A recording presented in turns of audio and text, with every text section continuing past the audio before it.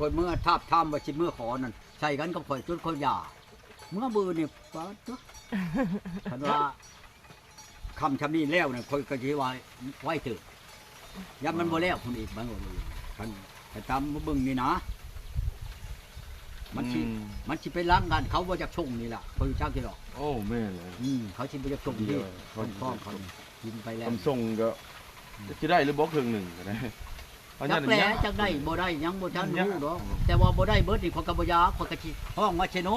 บ่แล้วเชโนข้อยสิขึ้นเวียงจันทน์ผู้ใดข้อยสิเอาอีหลีได้ข้อยบ่ได้เว้าลิ้นได้ชำเขานั่นข้อยย่านมัน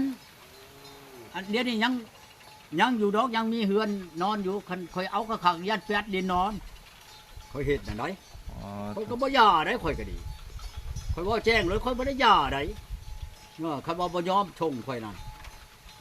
คันค่อยผิดค่อยยอมเสียให้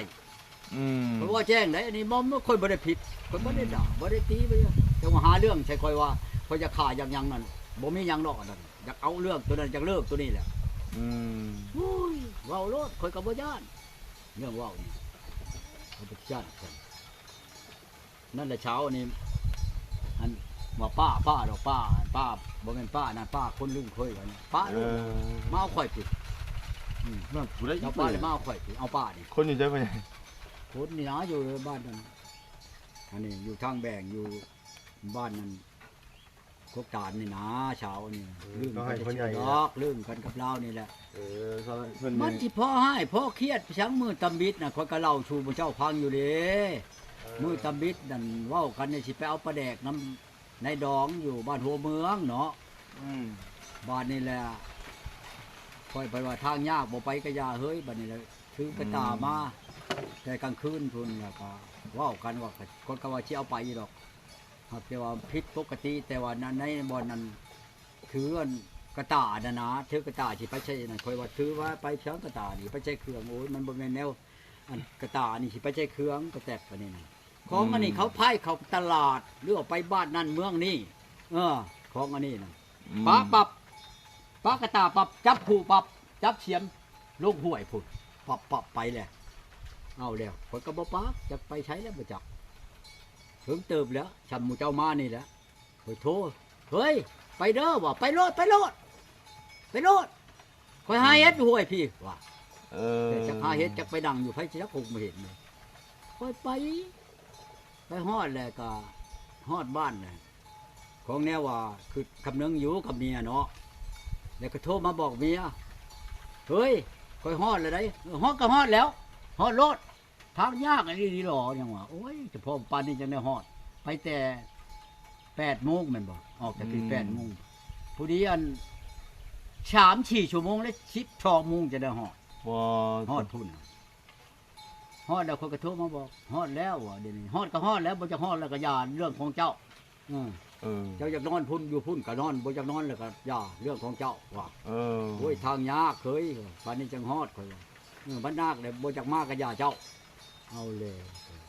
จนได้ดองถามจะบ่เว้าคักแค่อันไผเว้านี่เอาเมียข่อยเมียเจ้าเว้าในนั้นน่ะจักเลยข่อยเว้าในก็อย่านะในดองเอ้ยสิพ่อเครียดให้เพียงว่าจำนี้ข่อยว่าข่อยก็อย่ามามื้อที่2ผู้ดีเขามาเว้าผูกแขนในเฮือนในบ้านคอยปลุกลูกเฮ้ยคอยว่ามันแดดเหือบ่เลยเด้เฮ้ยที่ไปนึ่งเขาแล้วเมื่อตัวแขนเขาไปนึ่งเขาชุกแล้วคักแน่ในกาออกมาบัดนี้ถือพายถือจิบเขาออกมาที่ไปที่นี่บ่ว่าหรือไปที่นี่ก็ไปขออันจังน้อยจังไปมันเช่าพูดปานว่าบ่เคยไปอันกินดองบ่เคยไปผูกแขนค่อยว่าแต่ก็มันช่วยๆเจ้าก่อนบ่แม่นเขาสิเว้าผู้หนึ่งผู้เดียวคือเฮานี้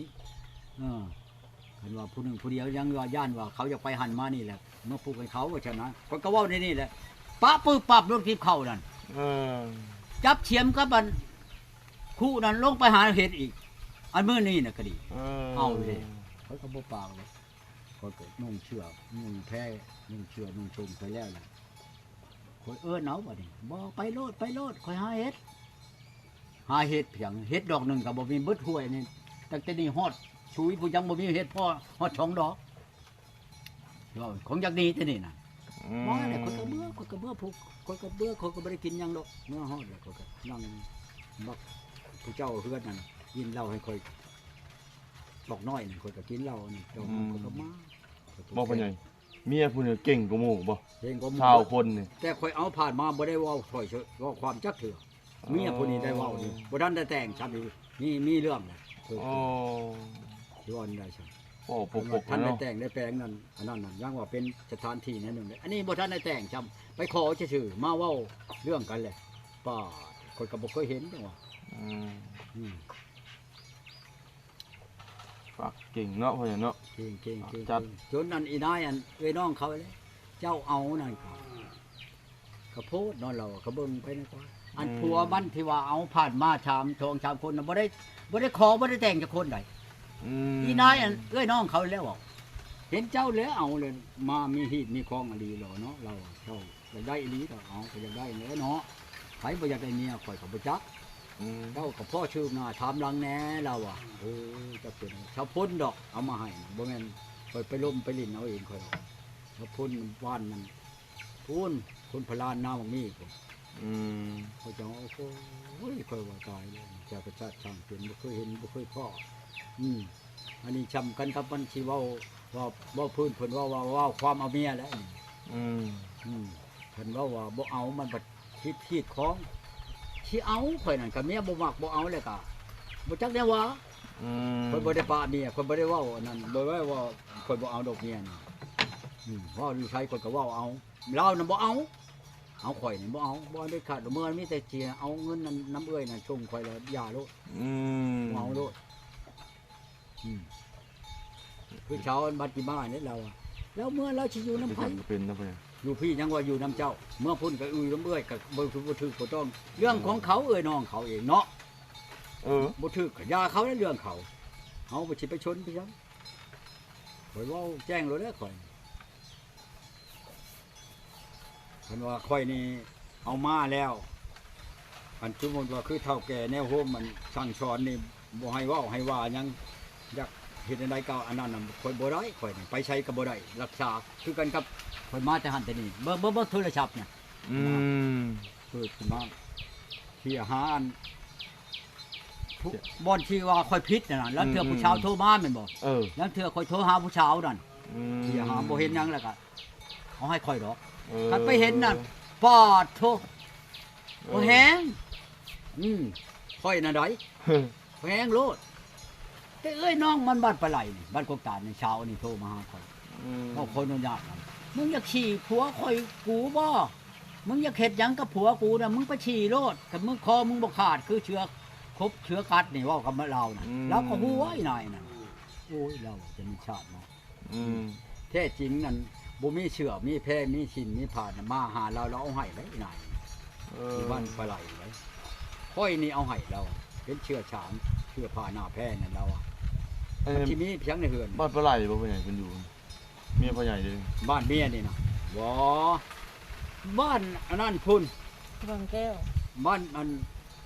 เพียงก็ บาง บ้าน แก้ จะ ว พังแก้วทางแหวบ่อแก้วพุ่น น้องแก้ว อ้าวพักกันโรงงานชิมังไปดิเจ้าก็สิบ่ได้อ่านบ่เจ้าไปนำทางก็ดีบ้านจะพังแก้ว ทางแวน โอ้ยทางแหวนบ้านนั้นอันนั้นนั่นบ้านทางแหวบ่อแก้วนั่นเขาก็บอกอยู่บ้านจะพังแก้วมาแต่พุ่นบ้านจะดงเห็นแม่นบ่ แล้วก็ทางแหวไปอันนั้นนั่นก็เดี๋ยวหันแหวเบื้องชายนี่มาแต่ดงเห็นแหวไปอันบ่อแก้วนั่น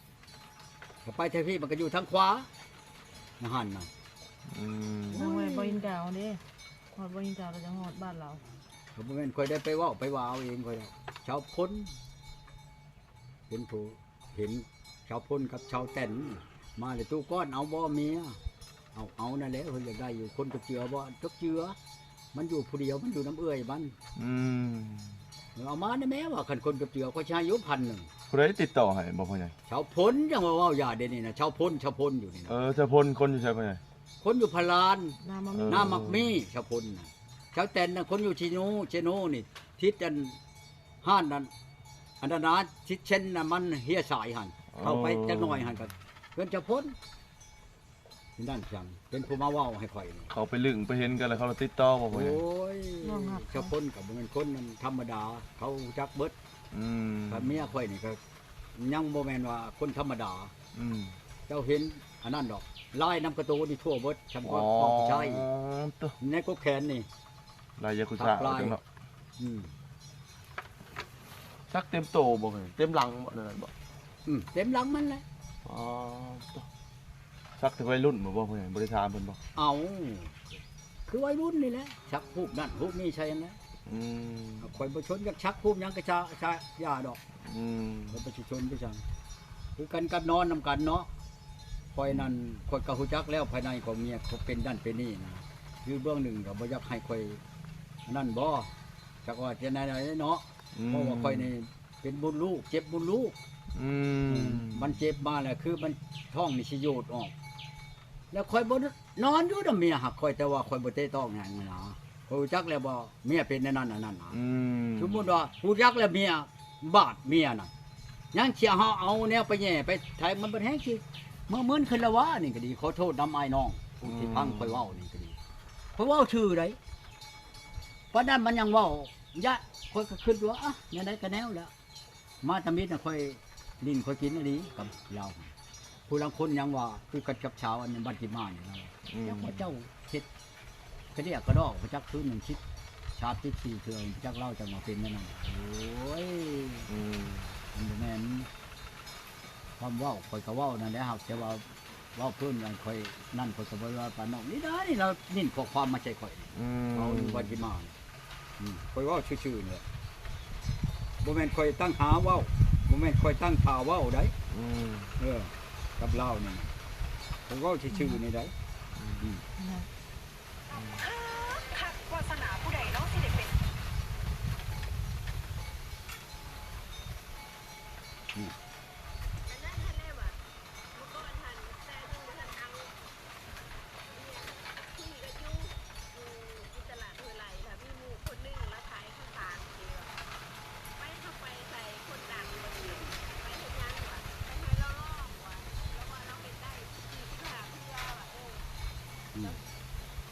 ก็กำลังคุยกันว่า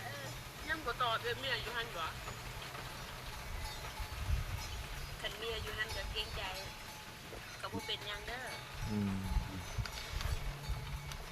คันเราเลิกกับเจ้าแล้วก็คือว่าแล้วเราก็บ่มีบุญดูคือเก่าหั่นละคืออยู่เอื้อยก็คือเจ้าเห็นแล้วเจ้าก็ไปคือกันเนาะแล้วก็กับพัวก็บ่แม่นว่าแล้วก็ว่าแต่เฮาเด้ก็เห็นแต่เจ้าละคือมีกันขอคันคอมียังพ่อบ้านยังมาขอเป็น นี่แต่ คน ผัว ก็ นี่ คิดว่าเจ้าก็ใจผู้หนึงแล้วล่ะ อืม แต่ละคนก็คือบ่เห็นคือเจ้านะ นี่เห็นบ่แต่เอาแต่ละคนนี่บ่เห็นคือเจ้าเราอะ อืม เจ้านั้นมีคันคอมาอันผู้อื่นเอานั้นบ่ได้ขอเอาไปอยู่นํเขา คือหมอนั่นอยู่บ้านนาละองค์นี่4ปีไปอยู่นํมัน มันก็บ่ขอมันก็บ่ไหวมันรู้จักประวัติตัวเลยนะ อืม ข่อยบัดบ่คนหมอของข่อยอยากได้อีหลีอยากได้ให้เป็นเฮือนเป็นชาน อืม เป็นแม่เฮือนแม่ชานอีหลีนั่นข่อยเลยไปไว้คันว่าเฮ็ดแบบว่าบ่ไหวบ่ขอแม่นบ่มีฮิตมีของเพิ่นว่าพวกง้อเมียควาย ข่อยบ่เฮ็ดแนวนั้น ข่อยเลยไปไหวชานาวาดกับกับน้องกับบ้านกับเมืองแมันบ่เฒ่าแก่แนวโฮมข่อยไปไหวไปขอข้างใน อืม และเขาเอานี่เห็นบ่แต่ว่ามันเอาผ่านมานี่ก็บ่คือเจ้าจักคน เจ้ายังมีคันเขาตอกดอกไม้ไปไหวไปขอน้ำเอ้ยน้ำนองน้ำบ้านน้ำเมืองเนาะเขาเอาเลย